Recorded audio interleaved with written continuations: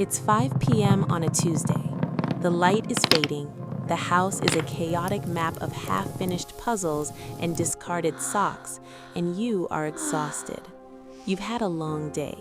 Then it happens. Your 3-year-old knocks over a bowl of spaghetti, or perhaps they refuse to put on their shoes for the 10th time. In that split second of pure human frustration, the pressure valve pops. You yell. Your voice fills the room. It's loud, it's sharp, and it's directed right at that tiny person standing in front of you. We've all been there. It is a moment of raw, unfiltered parenthood. But while the spaghetti can be cleaned up and the shoes will eventually go on, something much more complex and invisible is happening inside your child. Today, we aren't going to talk about parenting tips or discipline. We are going to look at the neurological architecture of a 3-year-old's brain.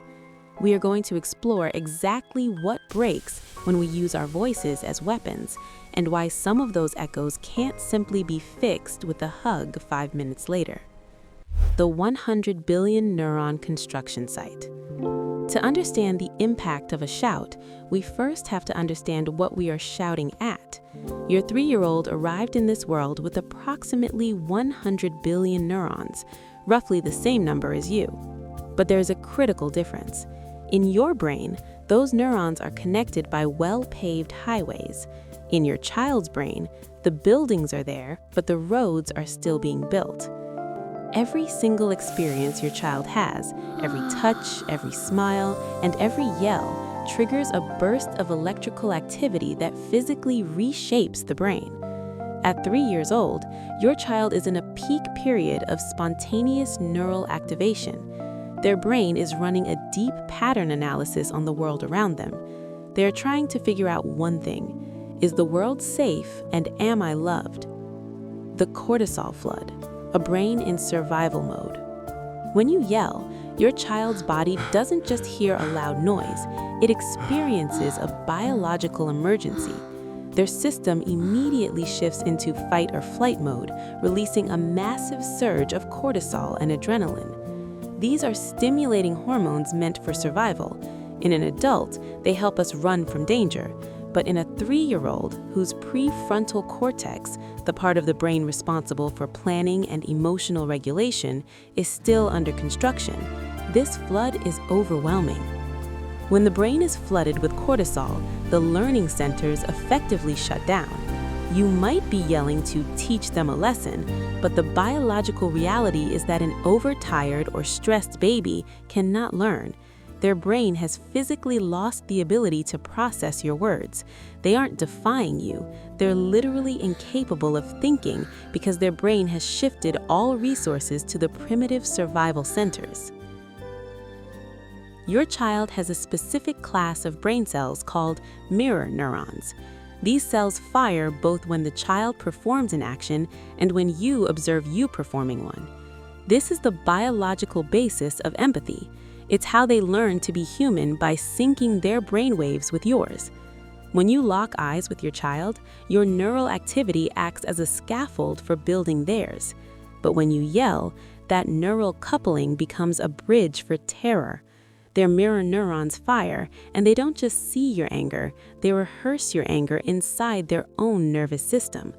Over time, if yelling becomes a frequent occurrence, the child's brain begins to build its model of the world based on this threat. They stop practicing joy and start practicing vigilance. There's a famous experiment called the still face paradigm.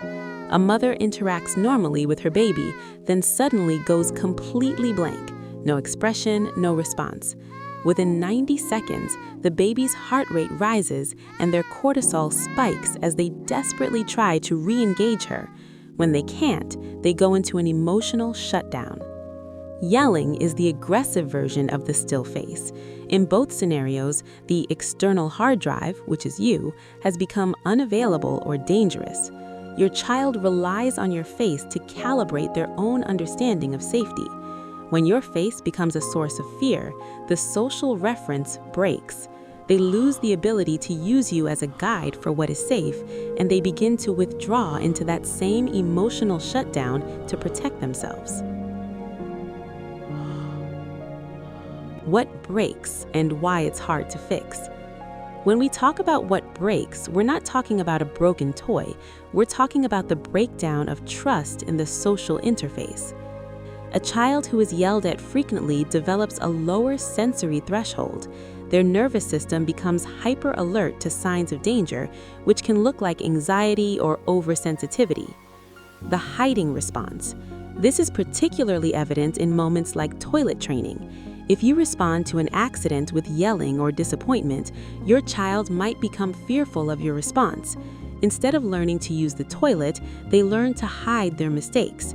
They might start hiding when they have a wee or a poo because they're terrified of the break in the relationship that follows.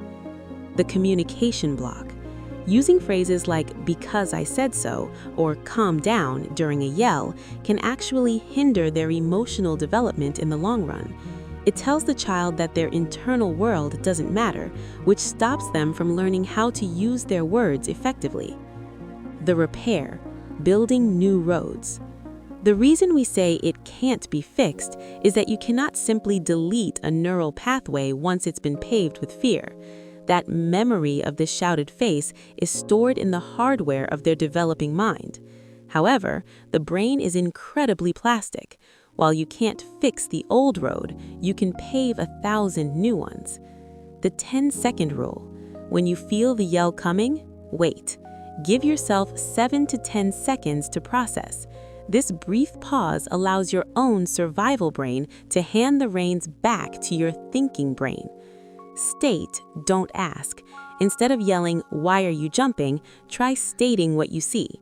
"I see you're jumping. Your body is saying it needs to move. Let's go outside."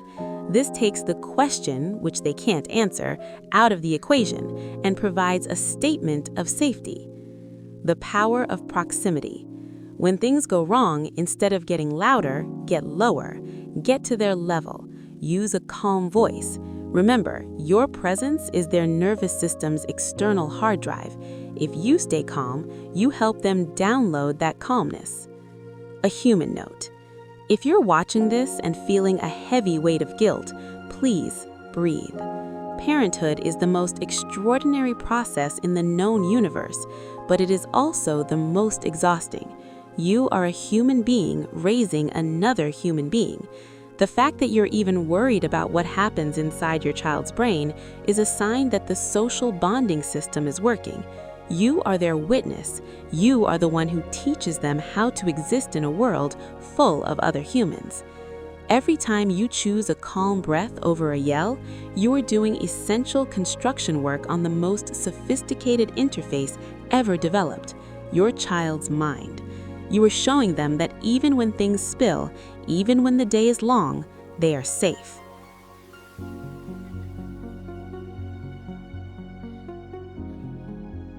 You're doing a hard job, and you're doing it one moment at a time.